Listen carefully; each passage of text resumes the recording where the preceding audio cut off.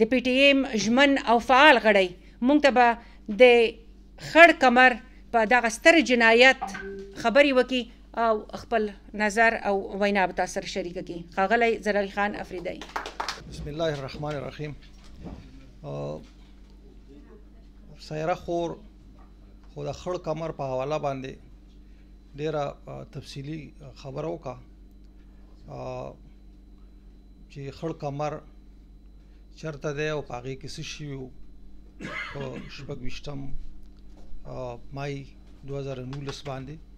او ولې شي او چا کړی دا خو د پی ټی ایم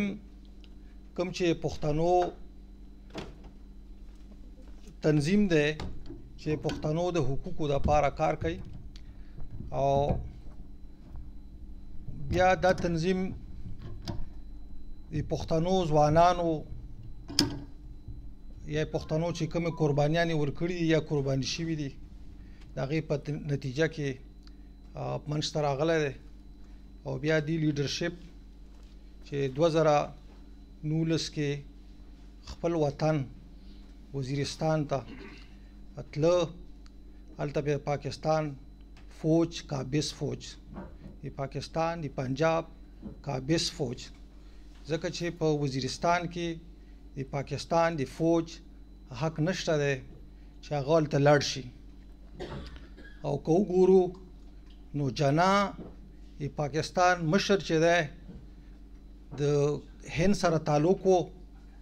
او بیا راغوي چې زه مسلمانانو دپاره یو وطن جوړوم د انګریز سره خبره اتره وکړه او پاکستان په نوم باندې پاکستان جوړولو کوشش شروع کړو نو دغه سړی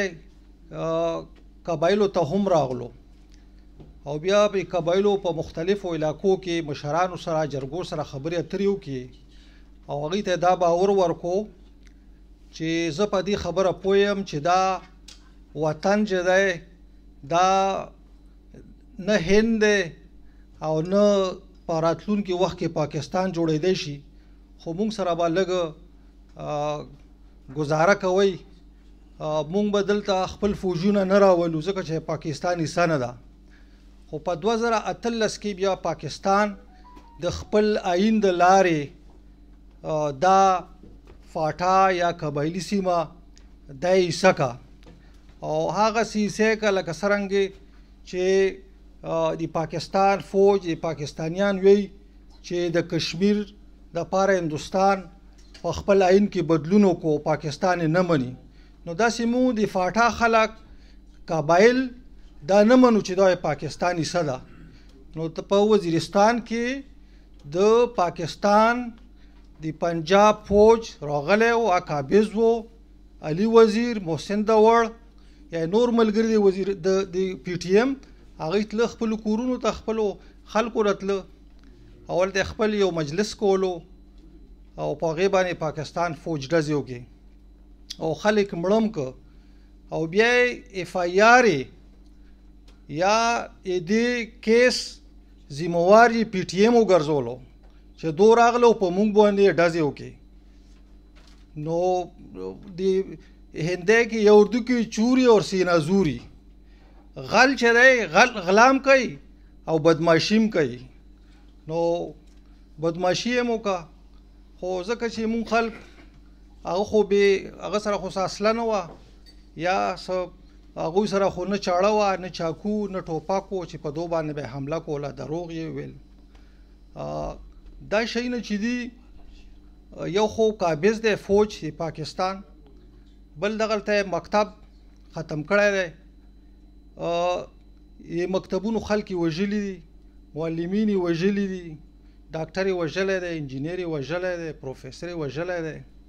پول یې ړنګ کړی دی سکول یې ړنګ کړی دی بیا په خلکو ډزې کړي دا جنوساید دی دا جنوساید صرف دا خلک وژل نه دي سکول ړنګول دا جنوساید دی سکول نه خلک منې کول دا جنوساید دی پول د یو قام د جرګې ځای ورانول دا جنوساید دی د خلکو د تګ راتګ لیار ورانول دا جنوساید دی دا ټول شیونه په جنوساید کې راسي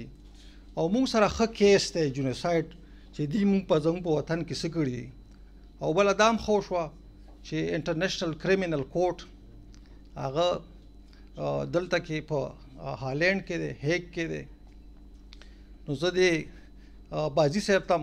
ډېرې خبرې ځکه نه کوم چې هر وخت موږ دا خبرې کوو خپلو کې یو خو د بازي صاحب ته یا د عبدالله احسان صاحب ته چې دا مشران دي دو ته ویم چې تاسو یو ټیکنیکل داسې کمیټي جوړه کړو که هغه په بلجیم کې وي بروسل کې وي دلته وي او کوم د دې سره هوښیار خلک چې وي دې خلکو دې سره جوړ وي هغه خلکو سره مشورې وکړو دو خلاف مو لاړ شو پروسیکیوټر سره مونږ ملاقات وکړو مونږ خپل کیس ورته وړاندې کړو ځکه مونږ سره ثبوتونه ډیر دي چې یو سړی ستا په دغه باندې چې چا سره لاس کې اصله نه وي پیسفول خلک وي تعلیم یافته خلک وي خپل کور ته سیوا خلک وژني نو دا جنوساید دی پکار دی چې موږ پاکستان د فوج خلاف د پاکستان د جرنیل خلاف هلته ډي سي اي سي څومره چې مشران دي هغو خلاف موږ لاړ شو او دا یقین وکړئ که یو کس خلاف موږ لاړو تاسو بیا کسئ که دا پاکستان که یو فوجي یا جرنیل یا کرنل هغو به بیا نه جنوساید یو عمل به مو نه کي ځکه ډارېږي به د هر چا خپل بچي شته خپل کور یې شته او بیا خیري ژوند هم چې دی هغو ته پته چې پاکستان کې بیا ژوند هم نه کېږي نو هغه اروپا ته هم ځي امریکا ته هم ځي او بیا چې په دا ملکونه وي چې تا خو جنوساید کړی دی ته خو غل یې کریمینل یې دلې نشي راتلی نو هغه بیا ډېر پر روان وخت کې هالینډیان دا وایي چې فورسیخ تخبوي نو د جنوساید خلاف مونږ کیس دی او باید مو دا بازي صاحب عبدالله احسان صاحب تاسو مشران نو دا لاړ شي او په دې باندې خبره اتره وشي او بیا مو که سړی خپل ملګري لري اروپایي ملګري لري هغو سره هم دا خبرې اترې وکړي پاکستان مو تاسو نه ولې مخکې دی هغه صرف په دې چې پاکستان 1940 کې راغلی دی هغه په نړۍ کې خپل ملګري پیدا کړي دي دا شخصي ملګري په ډیپلوماسۍ کې ډېر مهم رول لري زه پرون یو ځای له لاړم یو ښځې کار وې ما بچو یو ښځه راووته خبرې شروع کړې وایي چې ته کوم ځای وایي والله دا خو یو علاقه ده د افغانستان او پاکستان ترمنځ ده وایي چې دې نوم خو ما یا نه دی اورېدلی چې دا یا کومه علاقه ده وایي چې دا پښتونستان ده وایي چې پښتونستان که پښتونستان دا به زه څرنګه ویم بیا وی تاریخ یې څه ما چې د افغانستان حصه ده خو پاکستان ته په زور نیولې ده اوس پکې پاکستان فوج ده او بیا پکې دا ټیرورستان راسي هغوی پکې دا تربیه کوي بیا افغانستان ته ځي چې ښځه خو په دې ډېر سټډي وکړم او ما ته پته چې مهم ځای کې ده خبره چلیږي نو داسې دا شخصي ملګرتیا خلک خبرول دا ډېر دغه لري مهم رول لري نو پی ټي ایم چې دی دې ډېر اویرنس وکړو خلک ایجوکیټ کړ او بیا خاص کر د لر بر پښتانه اوده پښتانه خفه کېږو به نه چې خپل دښمن هم نه پېژنو لاندې خلک اکثر وی چې پېښور کې یا لاندې پښتونخوا کې خلک ډېر هوښیار دي زه وایم چې څرنګه هوښیار خپل دښمن هم یا نه پېژني ورته پته نشته چې دښمن مې څوک دی چې څوک یې لالی نو لاندې نه ورته کسي چې یاره دا خو الله پاس نه راته ژړي دا خو ډېر ښه سړی دی ځکه چې په ما باندې اوښکې دغه کېږي راتوغېږي الالی پاکستان الالی فوجي الالی خو کلمه پې وي الله اکبر پې وایي چې سم ولال شي نو دښمن دی پی ټي ایم داسې وکړه چې دښمن یې مونږ ته وښولو اوس باید چې دا خبرې لږې صفا کړو چې مونږ څه غواړو څه شی غواړو 100 کاله خو باچا خان او پیرو خان او فقیر ای پی دې ټولو خو یو سټرګل کړی دی په دې منطقه کې د ټولو نه زیات پولیټیکل سټرګل چې شوی پښتنو کې شوی دی خو پښتانه یا تر اوسه پورې ودي دي نو پښتانه د پاسه ګوره نن موږ کوسو په ناروې کې ډاکټر مهرنګ بلوچ راغلی ده د ناروې خلکو راغوښتې ده سبا به ناروې ودرېږي پاکستان ته به وایي چې انف از انف دا ټولې خبرې چې دی مهرنګ بلوچ هغوی ته هم پته ده دا یې ورسره په خپله خدای پاکستان ته وښوله چې دا راغلی ده هغوی ته بلوچانو ته یو هغه انکرج شو یو کورج ورته میلو شو دورف ورته میلو شو نو د پاکستان دپاره یو مرګ ده سبا کېدی شي موږ د خپل سټرګل زیات کو منظور راشي منظور به په دغه ناروې کې خبره اتر وکړي پښتنو خبره به هم مخکې لاړه شي دنیا به نړۍ به خبره واوري د پاکستان دپاره مرګ ده خو چې خبره خو وکړو که نه مهرنګ یا مهرنګ نه مخکې خلک چې دي هغو خبره ډېره صفا کړې ده هغوی مري خو یو قدم خپلې ازادۍ طرف ته سي چې څه غواړي څه مرام دی څه مقصد یې دی کتلي هغه کامنټ ما چې موږ ویو چې نه موږ پاکستان داین نه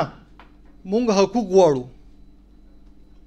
که دې نه لږ داسې مخکې شو بس اوس وخت تېر شي 15 کاله شو لږ مخکې شو لږ خبرې لږ صفا کړو چې موږ څه غواړو نو داسې به ښه که مړه کېږو نو یو قدم به مو داسې مخکې سو خپل مرام ته به سو خپلې ازادۍ ته به سو خپل لوی افغانستان ورته وایو که بیا ورته اکثر ما ته خلک وایي چې دا خو تاسو پښتونستان آزاد غواړو ولیار دا خو دلته اوس یو نیدرلینډ دی دلته پکې خیلدرلاند هم دی دلته پکې نورث هالند هم دی دلته پکې ساوث هالند هم دی دا خو لاند دی دغه پښتونستان وایي خو دا خو د افغانستان یو ولایت وي آزاد افغانستان وي نو پکار ده چې مو خپلې خبرې لږې صفا کړو او چې چېرته کېدی شي چې اوپن شو نو دا د رایټس خبرې هم ډېر ضروري وي د جنوساید د رایټس دا یې ټولې یو طرف ته لسي اوس 15 کاله به شو چې لږې خبره لږه داسې لږه ورته لږه کولاوو او خبره کوو چې په دشمن ته هم پته لګي او په هغه باندې یو نیم داسې دغه ورسي چې خوب ورته نه ورسي ځکه یې موږ خلک مړی چې دته خو هم خوب نه ورسي که نه ډېره مننه مهرباني